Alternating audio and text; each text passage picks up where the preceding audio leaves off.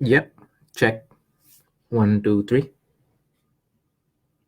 All right, I will get started in about 2 more minutes.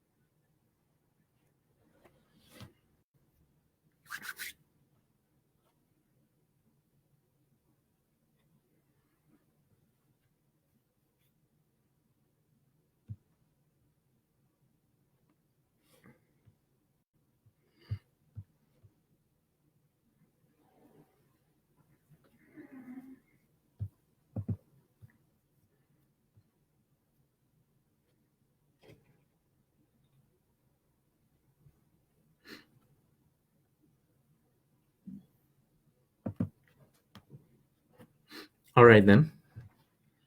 I think I'll get started right now.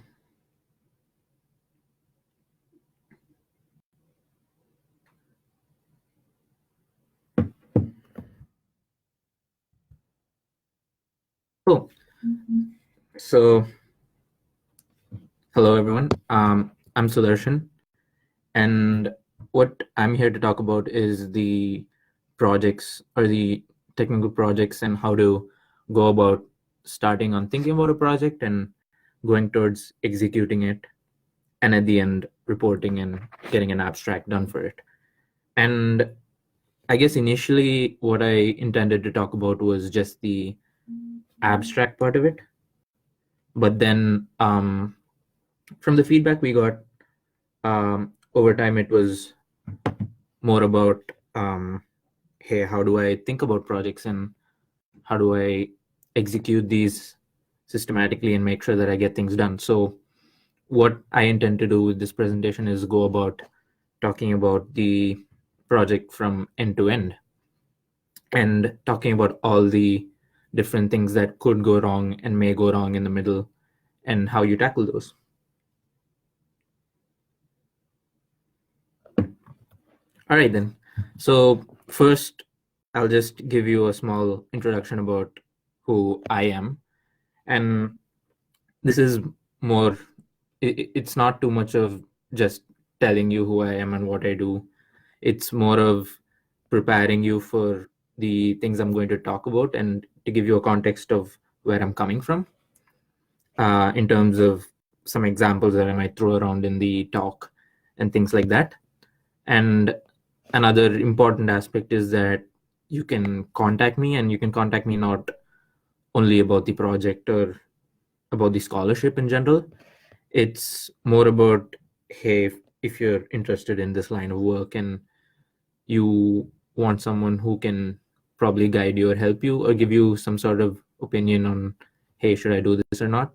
I'll be more than willing to help. You can just shoot me an email, and it's more of me trying to gauge what you guys are interested in, whether it be the scholarship or not. And I think that'll be an interesting thing to take forward that is not even project related. So to give you a small introduction of who I am and where I'm coming from, right now I'm a second-year master's student at Carnegie Mellon, and I'm at the Robotics Institute there. And specifically, I work in a lab called the Robot Perception Lab.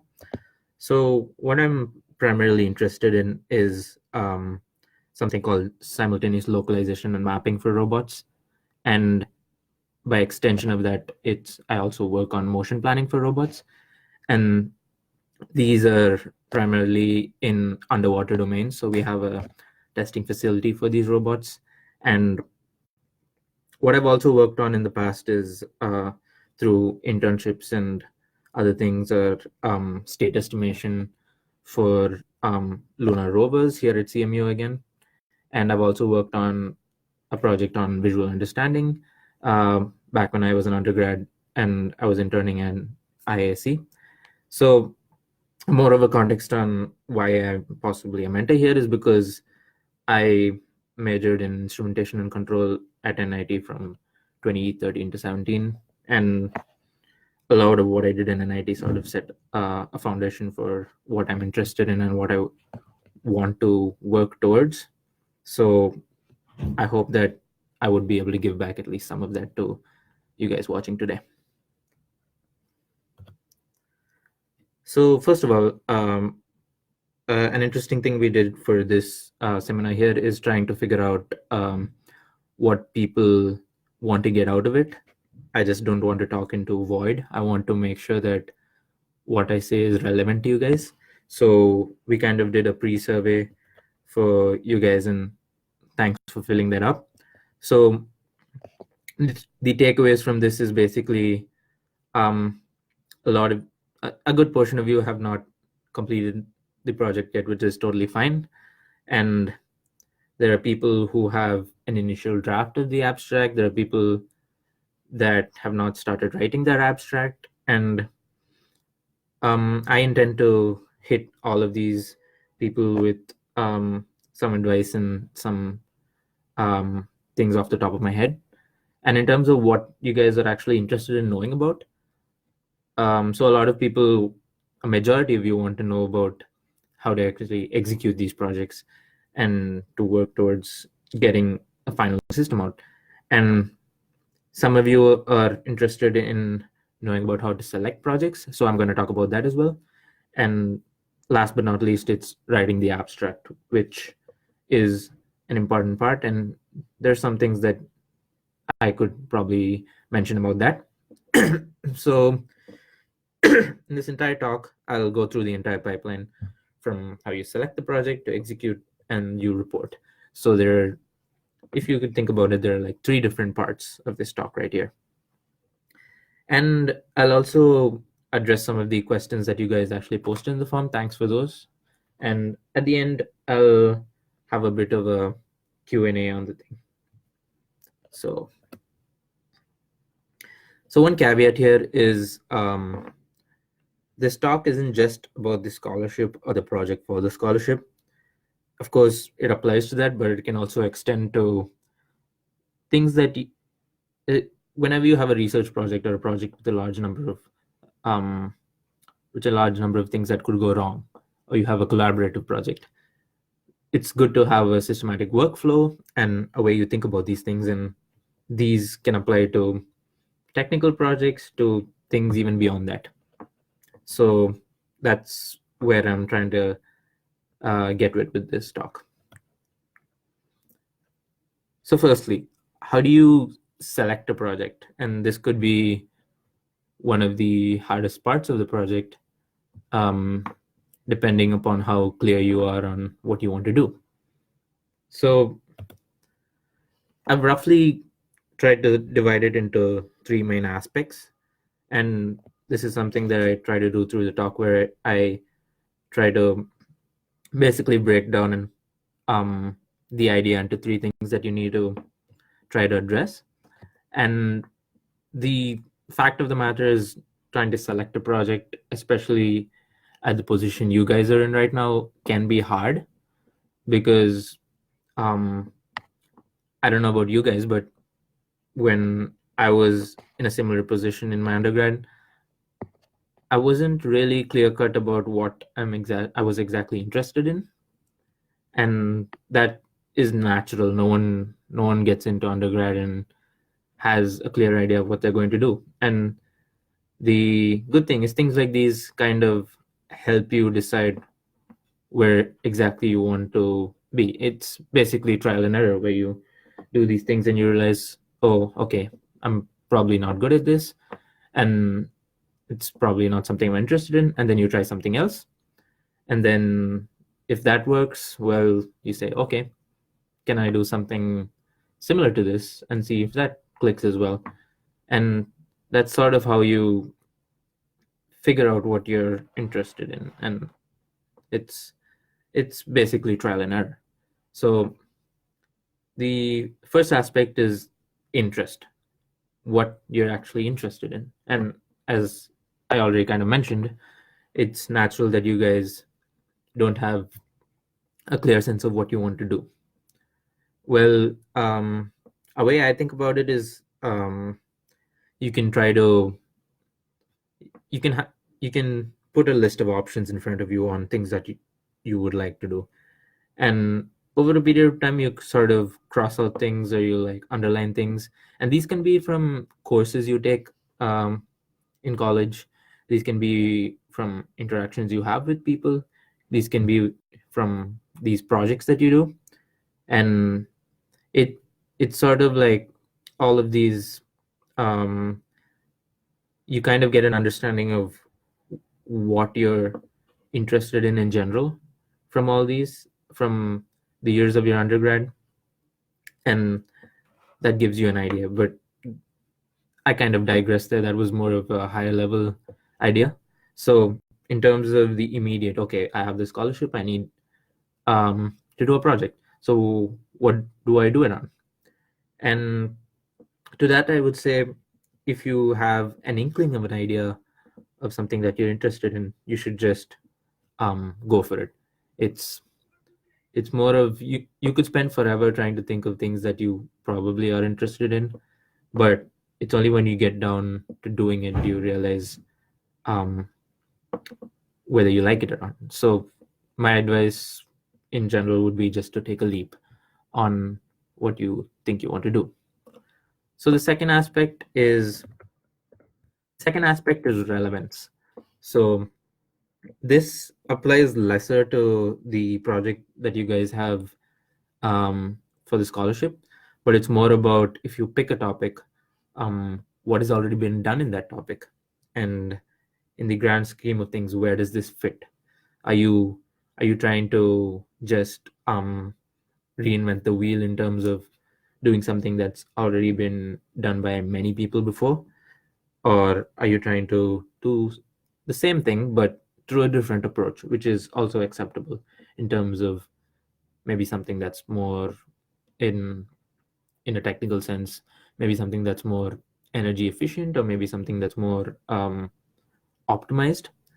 And like I said, again, these don't really apply too much to the project right now, because the goal of the project here for you guys is to just get you guys dabbling with something, and it's more about what you take away from it and what you're able to say about it, rather than whether it's like completely novel work.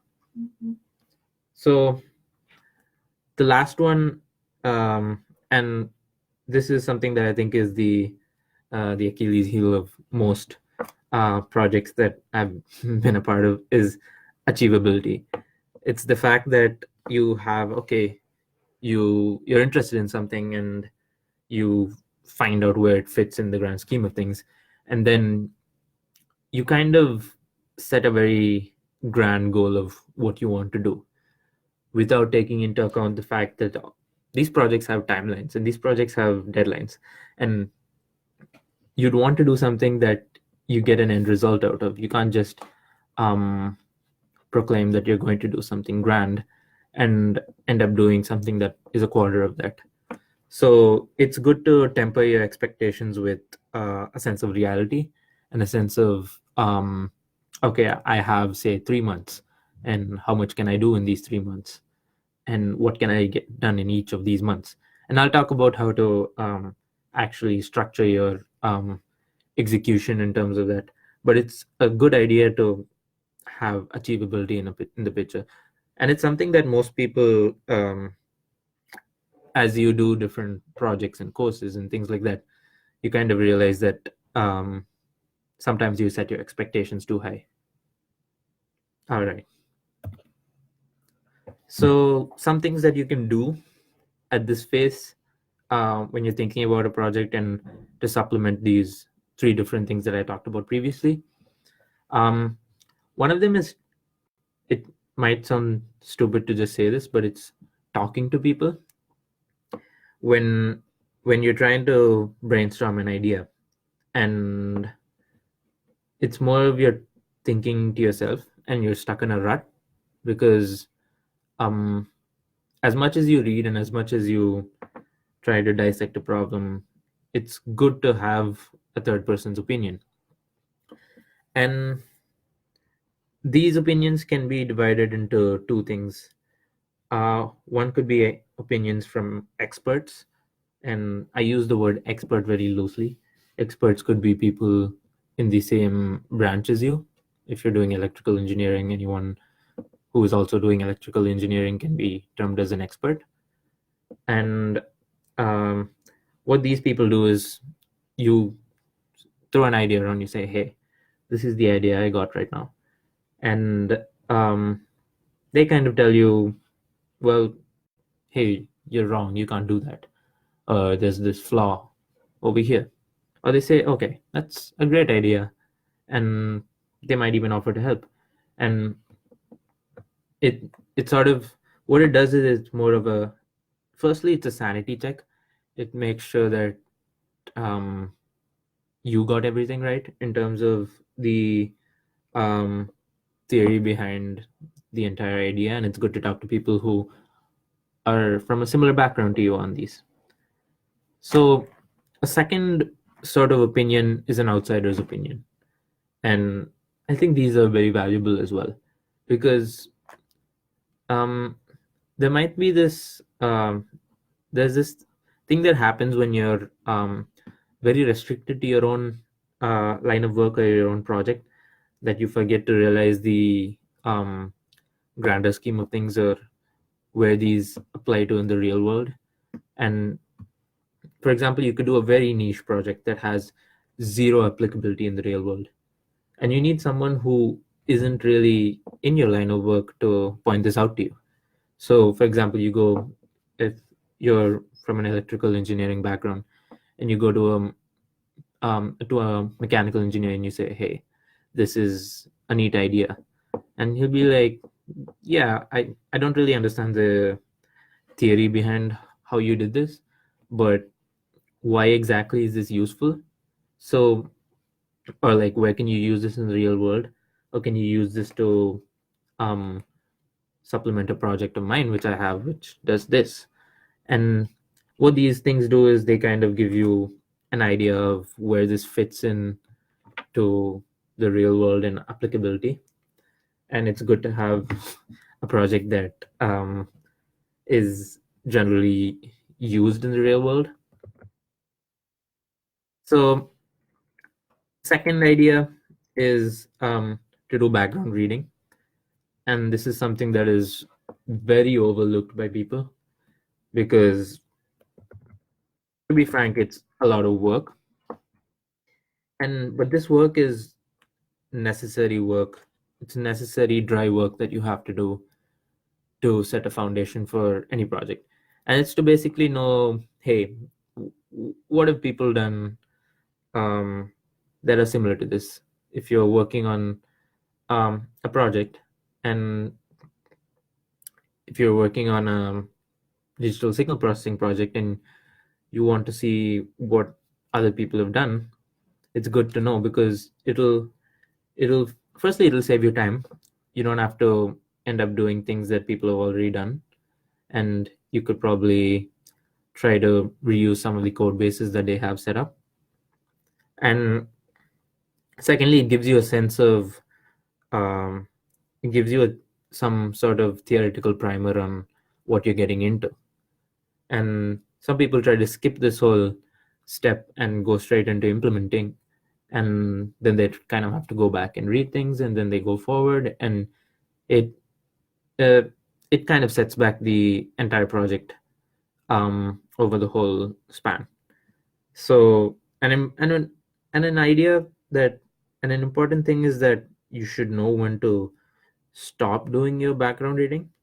It may sound like a stupid thing for me to say, but it's something that catches people off guard, where they end up doing a lot of background reading. And because there is no dearth of material on any subject in the world today, so if you start reading on something on digital signal processing, the next thing you know, you'll have 20 PDFs open about digital signal processing, and you might never stop doing your background reading. And that really sets back the whole, because it's a newsflash, but you have an entire project to implement after that. So try to have a time bound limit on how much background reading you do. And so the last thing is the whole idea of commitment and compromise. And I don't use these words cheesily, but I mean, in terms of commitment, I mean, you have a higher level goal. Say you want to implement something, and you stick to that higher level goal. This is the higher level goal that you set when you try to conceive your project in the first step. And you stick to that higher level goal through the entire pipeline. But at the same time, you should also be open to some form of compromise. And these compromises can be minor in terms of the way you implement something, or these are all practical things that you have to take into consideration, because you don't want to be very set on doing something, and then you basically end up exceeding your time limits on all of these. So you should be open to having small compromises or reevaluating the minor details of the project, just to make sure that you achieve it in the whole span of time. Like one example could be, say you have a systems project that you have, saying, okay, I'm going to do this whole system, I'm going to do it front to back in C++ and get it done with.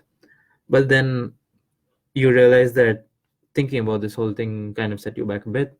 And then when you start getting into it, you realize that a C++ code base could be very troublesome to handle, especially given you have only a month to complete it. And then the compromise would be, okay, fine, let me just do it in Python or something like that. And that's a valid compromise you can make given the span of time that you're working with.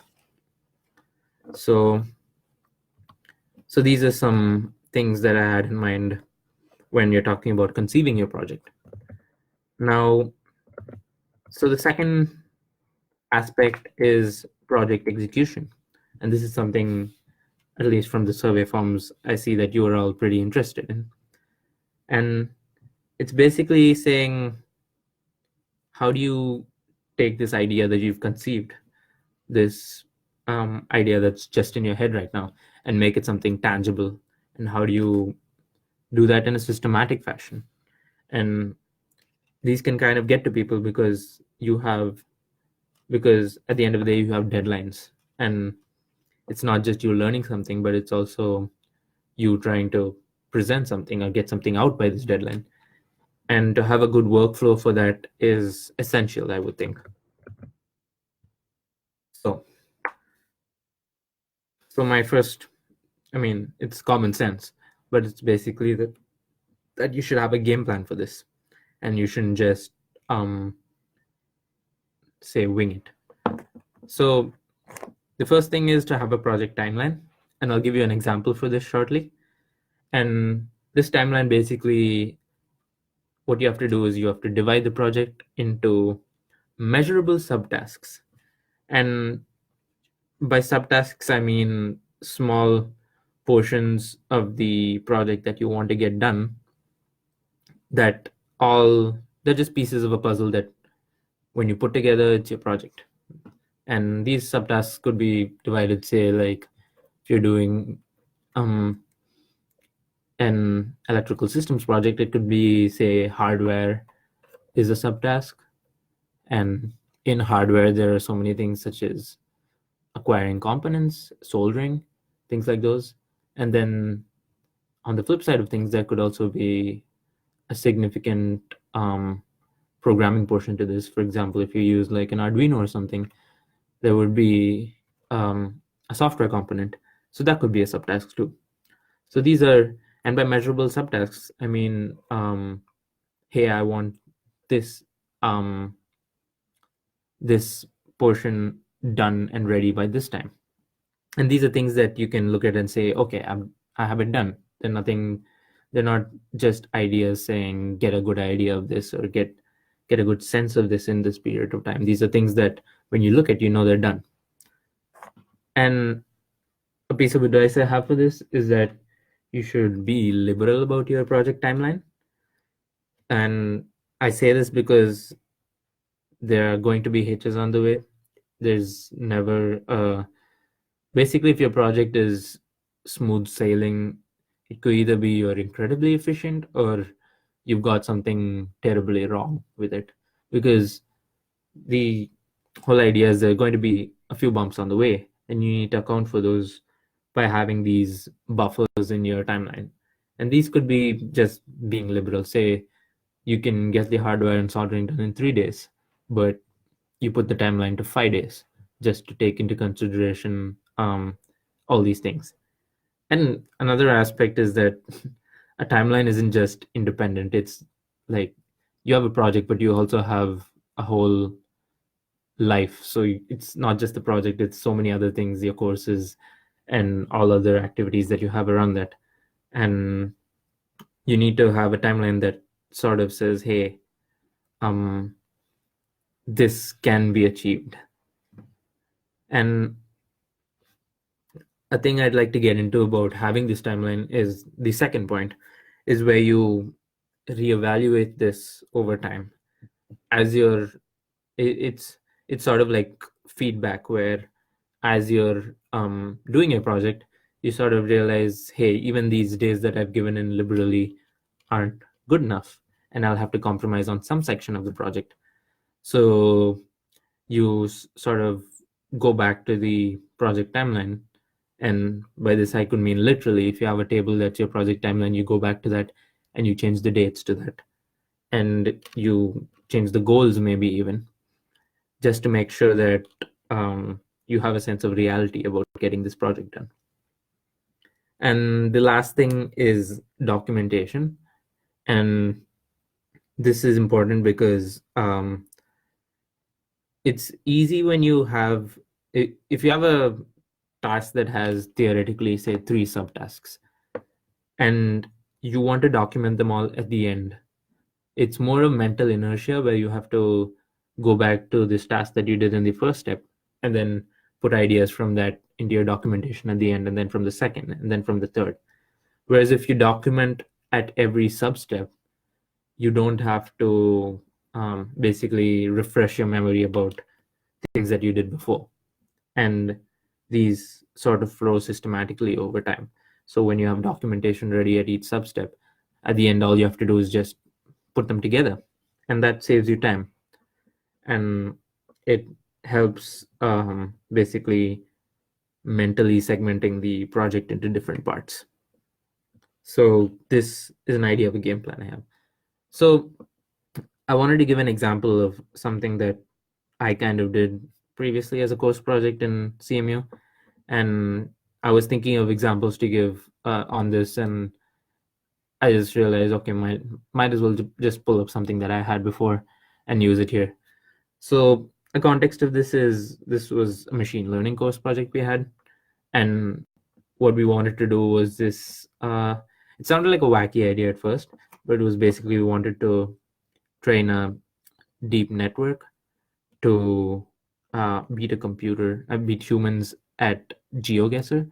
And if you don't know what GeoGuessr is, I highly recommend you look it up.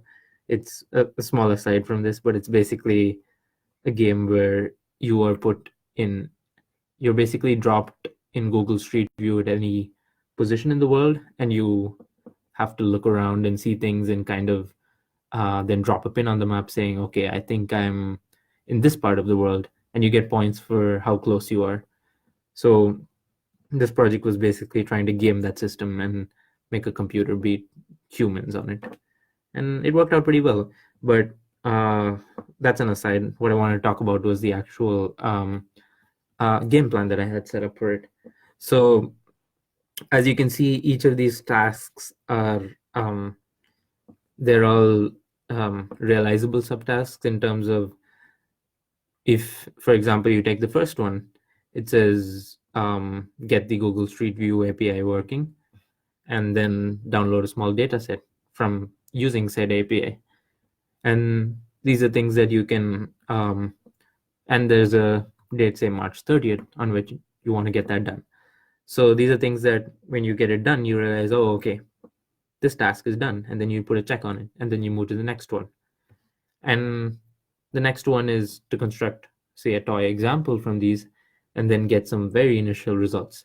And these initial results were because we had a report due on April 11th, as I have marked here. So it's good to, so the good thing with course projects is they naturally add these checkpoints in the middle where you have to have some sort of documentation. So these are basically the red squares, the things that we added in, which are all the documentation we require. So then after you have that report due, we basically go for the real deal, which is getting a full data set and then tweaking a network and then running it on that. And then on the April 20th, we have, it's more an optional task. It's basically we look at the results from the previous one, and then if we require clustering, we do clustering, or we tune the network. But this, if all works well, we just don't do this task at all. And then April 27th, we move on to collecting results on the test data, and then writing an initial paper draft and getting a poster done, because we have a poster due on the 30th. And then after we have the poster due, we finalize writing the report or the paper, and then we get the report done. So this was basically how we divided the entire project, and more or less, plus or minus, we kind of adhered to this task setup. So that was something good. And you could do something similar for your projects right now. I don't know at what phase each of you are in the projects, but it's good to have something on paper that tells you, hey, this is a task I want to do, and this is when I want to get it done by. So this is just an example that I have from my own. So another thing is the project abstract, which is a major part of this entire scholarship. It's basically saying, hey, I've done all this work, and this is a piece of paper that tells you what this work is about and what I've gained out of it. And a thing that is commonly seen amongst people who are incredibly smart and technically oriented, is that sometimes they lack the ability to talk about the work that they do. Like they might do stunning work, and they might get a lot of appreciation from people who also do similar work. But when it comes to talking about this to general audiences and people who want to be interested in what they do, they kind of lack the flair or the temperament to get these things out. So I think an important part of a project or technical work in general is talking about the technical work and making people understand it. It's kind of like people say that you aren't an expert in a subject if you cannot explain the subject to your grandmother or someone like that. It's where you don't, it's not that you need to dumb it down, it's that you need to put it in a context that people can understand. So what do we do to write a project abstract? So what I've done is I've basically divided what I think should be in a project abstract, and this is, in some ways it's subjective, but in many ways these are things that I see in almost all project abstracts. And it's just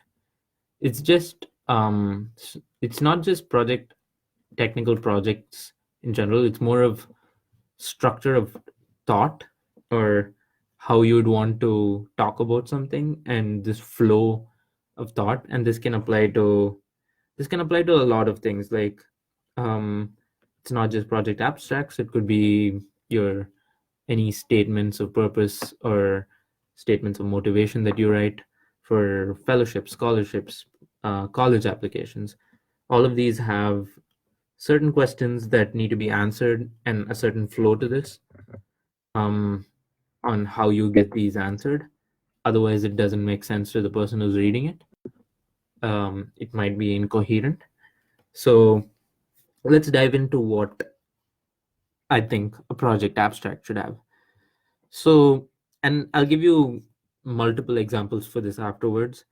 So it might seem very vague right now. So what you're doing is A, and this could be, if you're doing a technical project, you basically talk about um, what you plan to get out of this in a sentence, and next you say what your motivation is. And I've seen abstracts that kind of flip A and B around, where they talk about their motivation first and then they go into what they're doing. And that's completely fine as well. So the whole idea of using B, which is what is your motivation, is that you need to kind of hype up your project, or you need to kind of give some sort of relevance to why a reader should be reading it. Um, it it should basically be like, hey, we have this large problem in society where this is happening, and to tackle this, we need to apply ideas from this. So this is it basically kind of grounds your project in reality, in the real world, as to why someone should care about it, and that's why a motivation is used. But you can go ahead and flip B before A, putting motivation first and then talk about what you're doing. And then C is what is your goal. And A and C might seem similar in terms of what you're doing and what your goal is, but from C, what I mean to put forth is that you set your higher level idea, which is A, into some sort of tangible material goals, which is like, hey, we aim to implement this and test it out on this, or something like that. And I'll give you examples for those, which will kind of set this straight.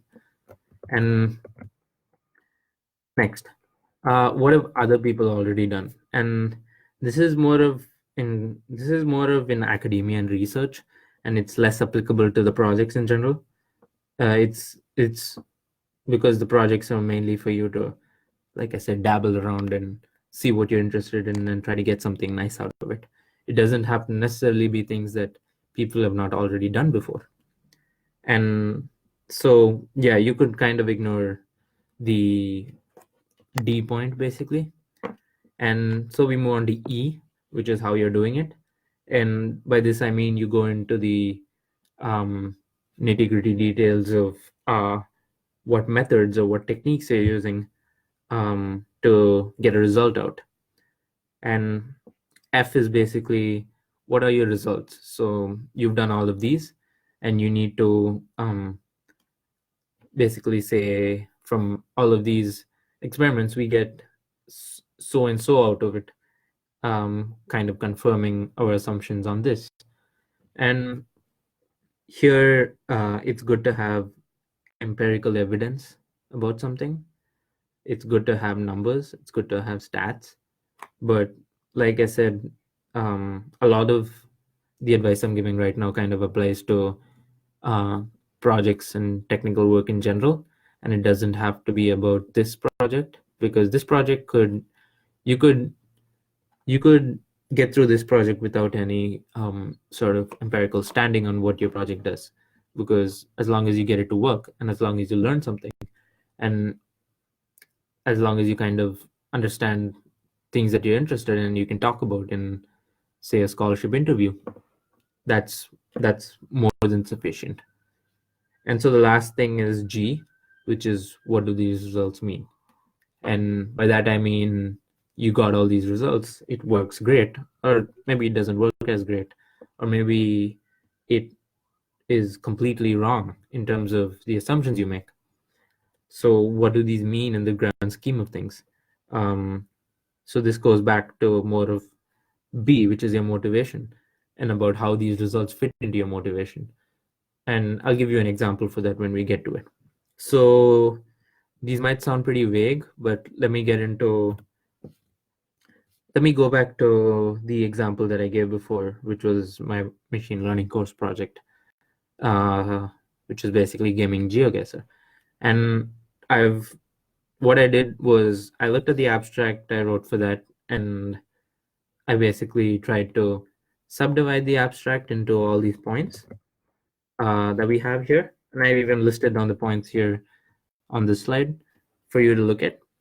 So in terms of what we're doing, we say that we try to address the task of determining the geographical location of an image.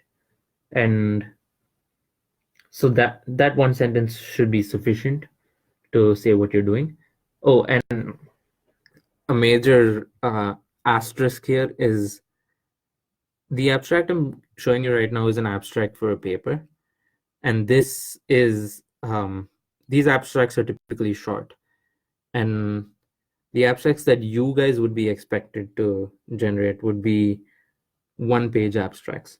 So they're basically versions of this, except you talk about things in much more detail, and you have the same thought process, but you just, instead of one line, you stretch it to 2 or 3 lines talking about details within that, because the abstract here is just, it's just kind of an introduction for an entire paper, and the paper talks about all these details.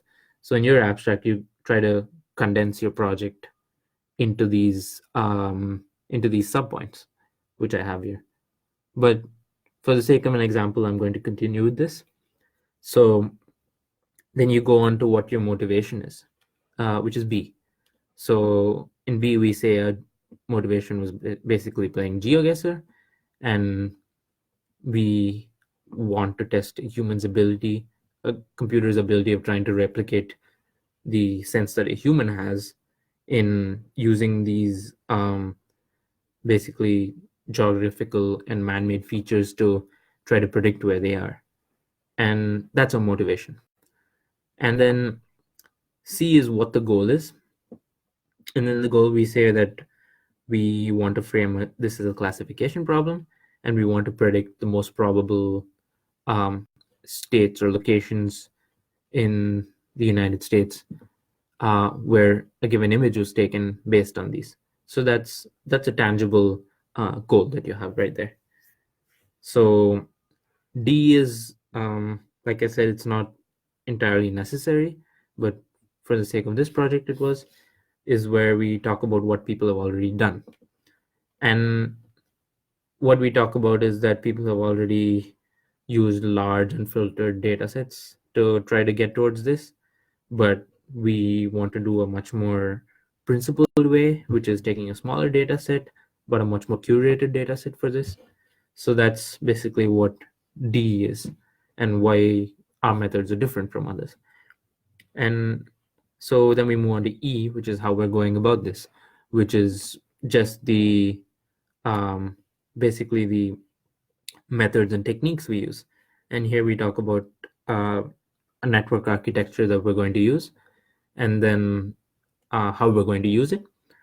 And then we go to F, which is the results from this entire thing, where we kind of give a few some form of empirical evidence upon saying, here, this works, and this works pretty well. So we say it has accuracy 20 times better than chance, and we say that this rises to 70% when you consider the top phi predictions that the network makes. And these are things that someone who's reading the abstract can have a look at and say, wow, this is pretty good. Let me get into actually reading the paper. So it's more of hyping the entire paper up for someone to read. And so then we go to, so that was basically what your results are. And finally is what the results mean. And I haven't quite mentioned this in this abstract, but if I were to, it would kind of go back to point B again, where it will say results from these can be used for things like geolocation or geotagging of images taken in the wild, or for getting a better understanding of photographs using large databases like Flickr and things like those. So this was a general example of how this applies to an abstract of mine. So another thing I want to do is to take some to give you guys a sense of what an abstract might look for a project that you guys might do. And off the top of my head, I just chose, say, a solar tracker for solar panels. And these are basically when we're trying to use solar panels for generating electricity, you want them to be oriented towards the sun at all times to maximize the output of that. And this is a pretty common project I've seen in my undergrad, and a lot of people kind of work towards this because it's something that has a few components that can be realized in a decent amount of time. So let's break this down into all those aspects that I talked about. So point A would be, what are you doing? And it would basically be, we're designing a solar tracker for panels for a more efficient form of energy generation or something like that. And yeah, these are things I'm basically just looking at the question and trying to think of what would be the points that are in them. And they could just be more polished versions of what I'm saying, basically. So then we go on to B, which is, what is your motivation? And here, a motivation could be something based on energy efficiency, where you say that both based on the time of day and seasonally, solar panels are not energy efficient based on the location and position in which they're oriented. And we would want some sort of system that takes this into account. And what is your goal? So here, a goal could be something tangible, where you could say we want to design a full-fledged standalone solar tracking system that, say, rotates around 180 degrees in terms of based on the direction of the sun, and we want to install it for energy generation inside location.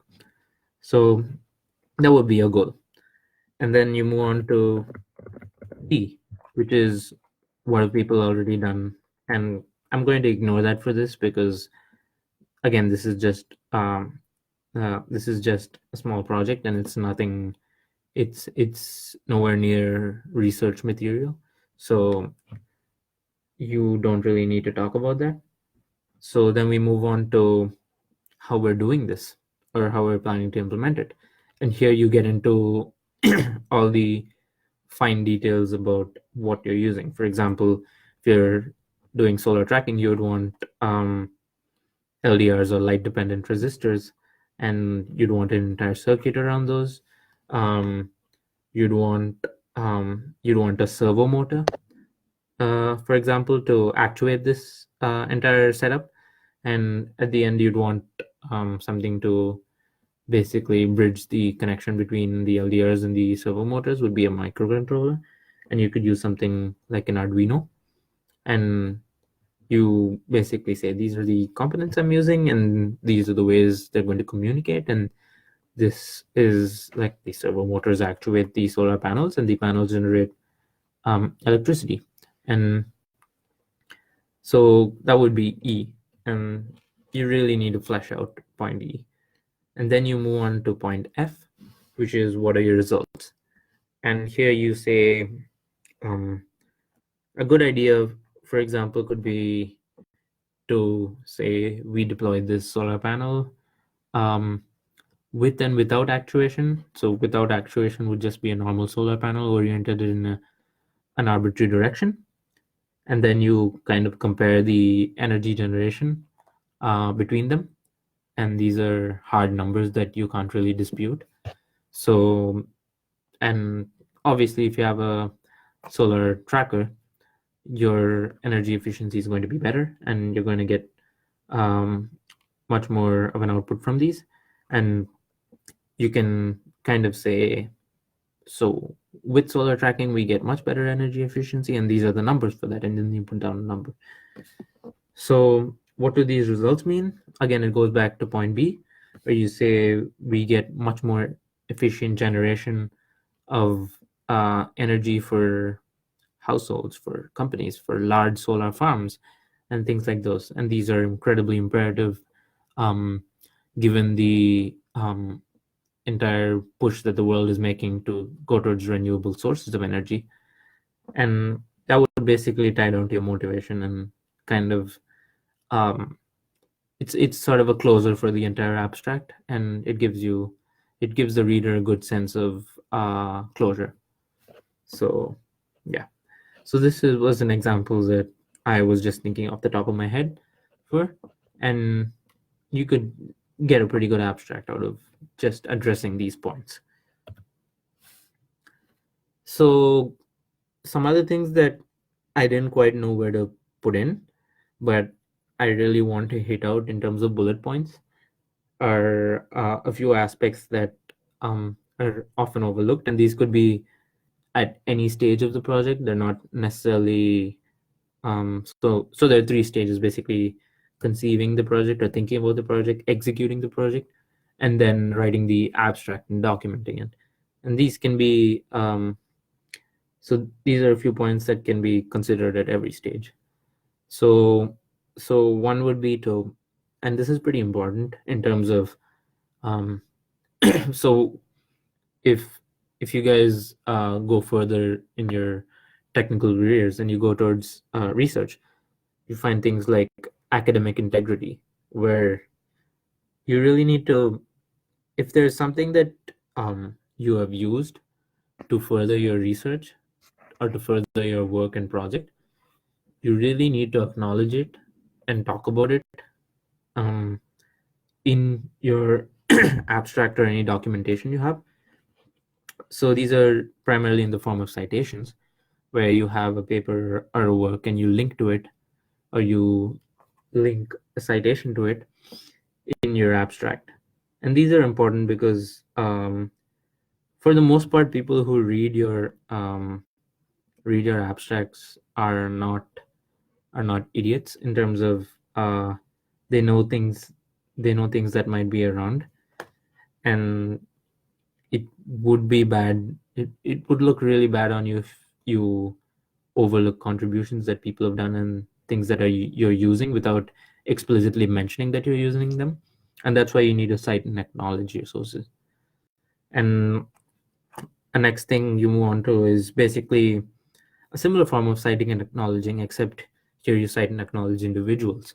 So if you've talked to someone, you've talked to your friend, you've talked to your mentor, your professor, anyone who has given you critical guidance for these projects, it would be a good place to acknowledge them, because no one is going to hold against you the fact that you got help from someone, because as long as you're able to delineate what sort of help that was, it should be fine and it'll look better on any abstract or documentation you submit. I mean, in terms of help, I don't mean like they did the entire project for you, which would be wrong. But I mean things like, hey, I was stuck in this problem, but then I talked to this person and he told me to use this. That would be some form of critical guidance that I would deem to have a necessary acknowledgement in the documentation. So that's one thing. And these are these are less for the project in specific right now. It's more of projects in general, and it's good to have a sense of acknowledging people who've helped you, and that's how people basically get through research, because it research can be incredibly hard and lonely if you're just doing it alone. And it's good to have a system of people who pat each other's backs when they have when they basically get help from each other. So another aspect is proofreading, and this is something that kind of it's the fact that you might have a really good project and it might have really good results, but then when you write your abstract, a couple of typos can kind of throw off the entire. It's I mean, it's categorically it's something that it's not nice in terms of, because you work so hard, but then if you have a couple of typos, the entire impression of what you've done kind of changes, because typos do get to people, and these people are people who are reading your abstract. And um it's good to have multiple checks on grammar, and good to have multiple um probably other people also looking at it and making sure that everything seems right, or if you've overlooked something. And so that's why it's important to proofread, and you can proofread multiple times. It's good to say if you written a document last night, it's good to take a small break, just sleep on it, and then wake up the next day and see what you've written. And many a time you realize, you kind of wonder why you wrote some things in the wee parts of the night, and you want to revisit it, or you notice that there's this mistake right here and you want to correct it. And it's good to have temporal checkpoints for when you proofread these things. So that's one thing. Another thing is brevity, and brevity is basically concisely putting your points forward without having unnecessary language or unnecessary words in them. And these are very important for abstracts, because abstracts by definition are a small introductory snippet for a project, and you would want to make sure that you maximize the space that you have and talk about your project in full extent without having redundancies or extra sentences. And these are mostly read by rereading your entire draft, and you see that there are, for example, two sentences that mean the exact same thing, but for some reason they're there. And you can see things like adding, say, superlative words to your things, and adding adjectives that you don't require, and all of these. So the idea is, these words don't necessarily add anything to your um, into your abstract, but they're just used space. So you need to think about your abstract, the A4 sheet that you have in front of you, as real estate, and you need to make sure that you maximize that. And another thing is, you don't really need to fill up the entire page if you don't have anything to talk about beyond a point. So it's better to have a concise, short abstract than a long abstract that just goes rambling about something, because at the end of the day, you're testing the patience of the reader or the reviewer, and it's good to be concise about these things. And the last point is something that I've touched upon, is where you want to support your work empirically. You want to have facts and figures and things like those. I can't really say figures for these, but you want to have hard numbers for these, and that might be important when you're writing a project abstract. So other things that I'm going to quickly buzz through, because maybe I'm exceeding time. I'm not quite sure, but it's one thing is version control.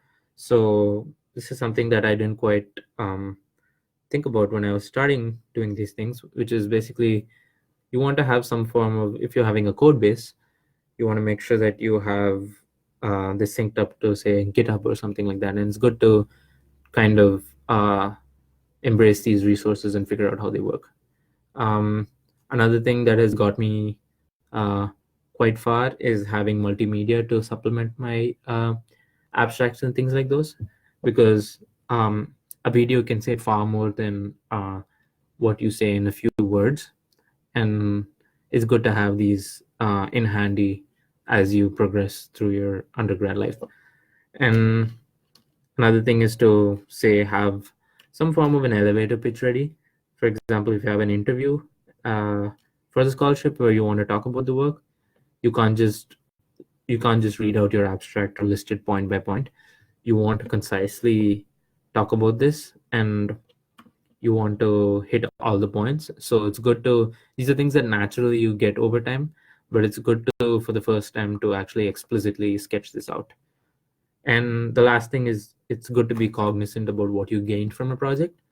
For example, if you do a project for the scholarship and you realize that, hey, this is something I'm really interested in, and these are some concepts that I learned in class, but I didn't quite fathom. But then once I did the project, I kind of gained these insights. These are things that you want to note down and talk about if you have an interview, or it could just be for self-realization, and it's good to know these things. So there were some questions in the form that I wanted to first answer before, if possible, a live Q&A. So I'll just address these one by one. And thank you guys for filling up the form again. So going into some questions, the first one is, in what way would we write our abstract and what it should include? I kind of think my talk sketched these out. So if you want to get the exact answers for that, it should be the third segment of my talk, where I talk about the abstract and what should be in it. So a second question is, how do I manage time properly between my project and studies? And there's no good answer for this, because it's very dependent on the person. Um, in many ways, managing time is kind of, it's more of compromise. It's, you have a project and you have studies, and at every given period of time you realize that you have to compromise one for the other. It's just more of optimizing your resources, your resource being time, between these, based on what you think is most important. And by no means do I mean the project is the most important. Grades are important. Don't let anyone tell you otherwise.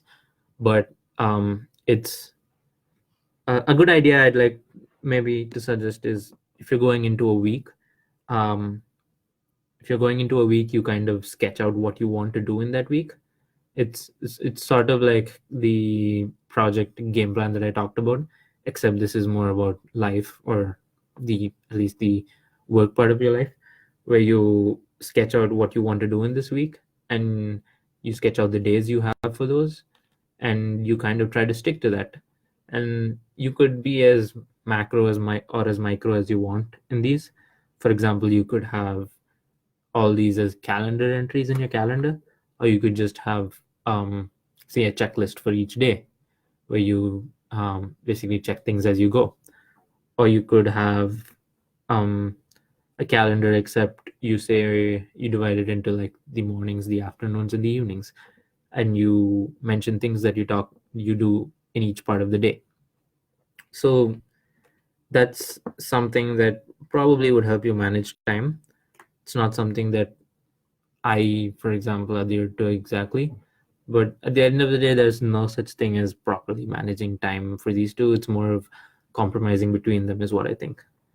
Um, so what exactly must a project be? So I think I kind of hit upon this in my talk, but it's, a project is anything that, um, this is what I think personally, but at this stage for this scholarship, a project is anything that, um, a um, helps you get something material out of it, in terms of you implement something, you get your hands dirty, you either program, or you have a working system hardware, or you do anything that kind of supplements things that you probably maybe learned in courses, or if you're a mechanical engineer and you want to say dabble with electronics, this is a good chance for you to do that.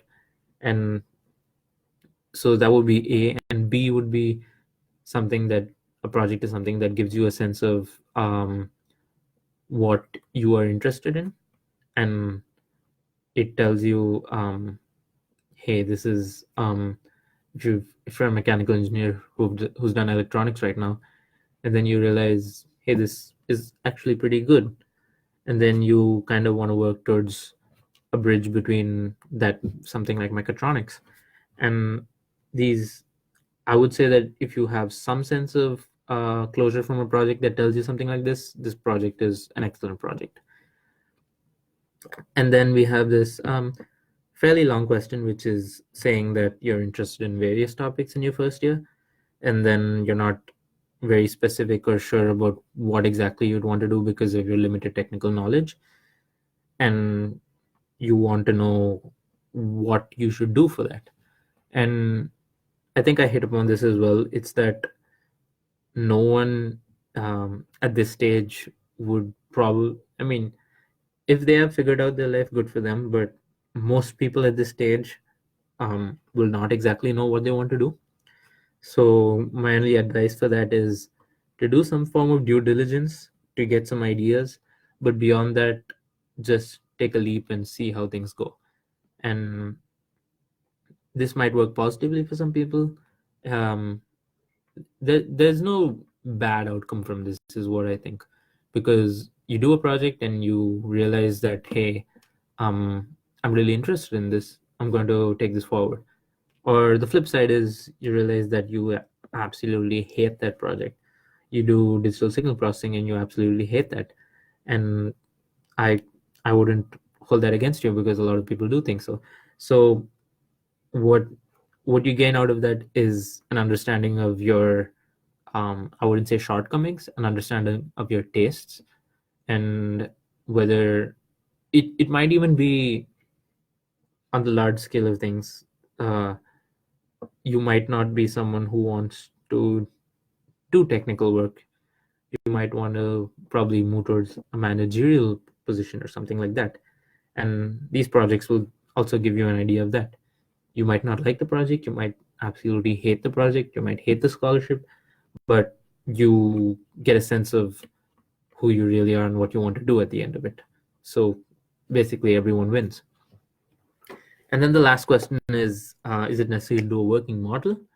As my abstract is ready, but execution demands input. So I would say that it's always good to have something working at hand, because your abstract can only get you so far. You talk about something in your abstract, people read it, that's good. But then if someone wants to ask you questions about it, it's good to have some form of experience with the working model you had. And at this point, it would be good to have something like videos and multimedia, and all of these you can get from a working model. And you never know if your project really worked out well if you don't have some form of a model or some form of a tangible outcome of it.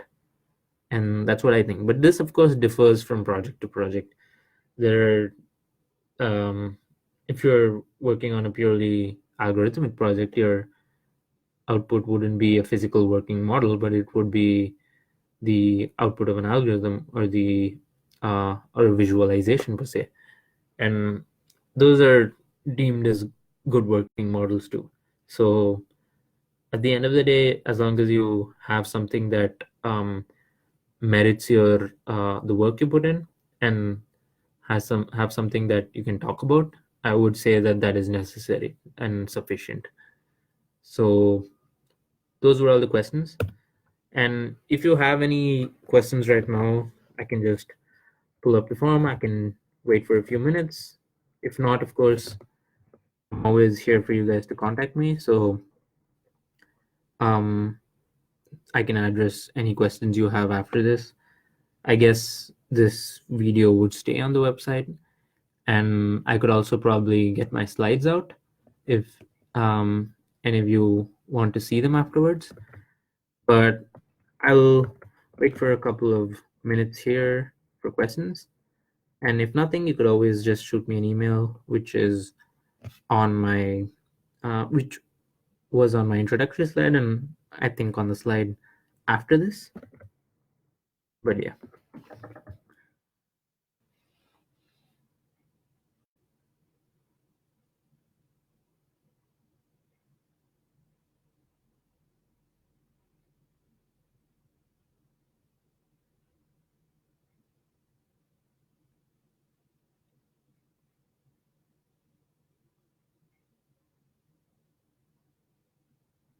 All right. So one question I have here is, um, what do I do if I'm not able to achieve the goals set out for my projects, or if I don't get successful results from them? I would say that there's a lot of stigma around, a lot of unnecessary stigma around projects not giving successful results. And this is something that's there. It's not just prevalent amongst amateur level projects, but even higher level research, where people are pushed towards getting positive results from their research. And this negatively affects things like people dabbling with data and manipulating data towards getting these. So what I think is that if you're not able to achieve the goals you set out for your project, you have a clear understanding of why that is so. So if you have that understanding, it's something you can talk about to someone who says, hey, this is what you proposed, but you didn't quite get to it. And as long as you can fairly enunciate why, I would say that's more than sufficient. And if you do not get, so the flip side of that is you complete your project, but you don't get good results, or you get results that are completely contradictory to what you assumed. So this is this is also an interesting fork in the road where you would want to try to justify why you got those, and these could be primarily based on your assumptions and things like that. And at this point, it would be good to go back to, like I said, talking to people or talking to some form of an expert in your field, and they could probably look at the data and say, like, hey, this is probably why it didn't work. And and at least if I was a reviewer, I would not hold negative results against you, because it at least at the end of the day, you have a project running, and you, as long as you're cognizant of why you think it didn't work and what you might do differently, I would say that that would be a successful project regardless. But yeah, so I think I'm going to conclude right now. So I have just gone north of an hour. So if you have any questions, feel free to shoot me a mail at this email. I'll see if I can get these slides out on the website too, maybe. But these questions don't have to be pertinent to the project. They could be, say, you're really interested in robotics, or you're not interested in robotics and you want to get interested. I don't know. So it can be anything. Just I think for more for your interest than mine, it would be good to have very specific pointed questions about these, because I could give you high level guidance and ideas a lot, but I don't really know if that's going to help you much. So if you try to pinpoint what you're interested in, what you want to know specifically, I could help you to the maximum extent, is what I think. So feel free to get in touch with me, my mail. Thanks again for this session, and I hope you guys have a very good few months ahead of you with your projects. Um, I could You could always check in with me about your projects in the middle. If you want to know something else about what I talked about, feel free to send me an email or post on the group or anything of that sort. Um, Thanks again. It's been pretty good being a mentor for this, and I really like where the scholarship is going. So Thank you. I'm gonna stop this live video right now. Thanks.